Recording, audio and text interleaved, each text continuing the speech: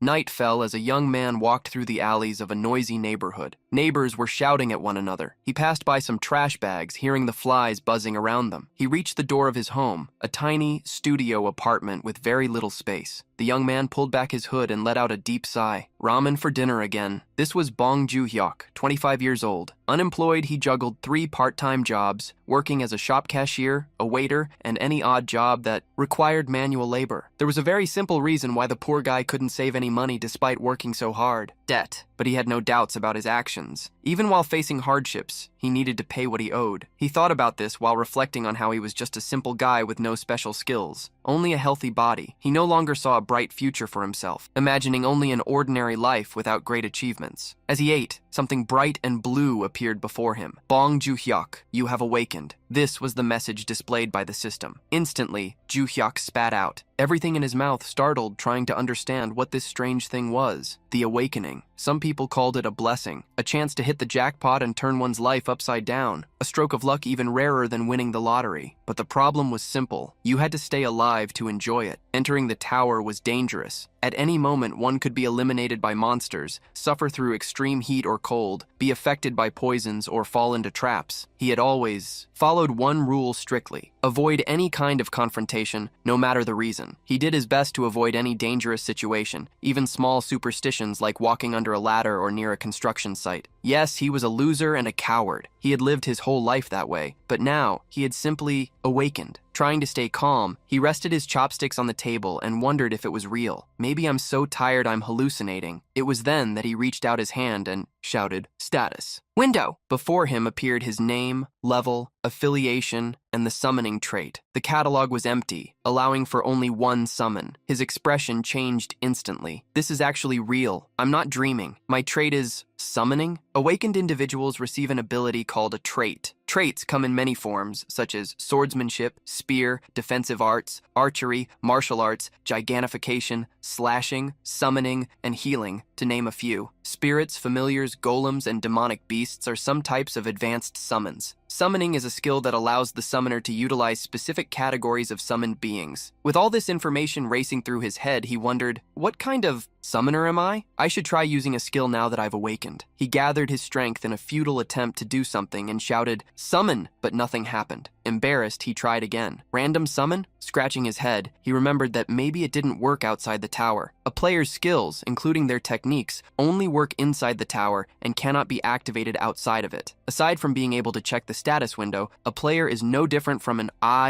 ordinary person. That was basic knowledge, and at that moment, he felt like a complete idiot knowing there was no way a skill could activate outside the tower. It was then that something surprised him. An unexpected notification appeared stating that he had summoned something randomly. What? In front of him, purple energy flooded his tiny apartment, emitting strange noises, and suddenly a man wearing knight's clothes appeared. Bong Joo-hyuk broke into a cold sweat and was completely terrified. What? Why did it work? The biggest shock, however, was the fact that a person stood before him. The man gave a salute, confirming that yes, he was a human. Bong Joo-hyuk's thoughts became totally confused, unable to understand how this was possible since he wasn't inside the tower. And I didn't summon a spirit or a common golem, but a human. The summoned man, in turn, began to notice something special, a delicious smell hitting his nostrils. Oh, is that ramen? Quickly, he was drawn to the plate of food and excitedly asked if he could have some. Bong Joo-hyuk felt awkward and replied, "Ah, sure." He watched this strange human who had appeared out of nowhere as he ate his meal. The man ate everything quickly, slurping the noodles non-stop. Even though they were hot and spicy, he didn't slow down. They must have released a new spicy flavor. Bong Joo-hyuk made a disgusted face, thinking the guy was just a moocher who couldn't even handle spicy food. But above all, he was confused by everything happening. How did my skill activate outside the tower? And I've never even heard of human summoning. Without wasting time, he opened his status window, where information about summoning humans and demi-humans appeared, divided into categories: rare rank, super rare, SR, super special rare, SSR, and legendary super special rare, LSSR. Additionally, the system informed him that every summoner and their summon could communicate freely under any circumstances. Bong Joo-hyuk was surprised to read that. There are ranks for this? It's like I'm pulling a character in a gacha game. But the warnings didn't stop there. Soon, the system informed him that the summoned being obeyed 3 basic principles. First, the summon must protect the summoner's life above all else. Second, the summon must obey the summoner's orders. Third, if the first and second principles conflict, the first takes priority. Bong Joon-hyuk watched the human finish his bowl of ramen, finding the whole absolute obedience idea quite curious. So, who is the summon? This guy? He thought. Immediately, the system informed him that he was an insane member of a cruel assassins guild named John Cossack, an SR rarity summon with a duration of 6 hours. He was a human-type assassin. John Cossack was known as the Mad Assassin of the Cruel Assassins Guild, being both the group's greatest asset and its biggest headache. However, his mission success rate was 99%. He had even eliminated a 5th circle wizard. As this flood of information surged into his mind, the protagonist felt an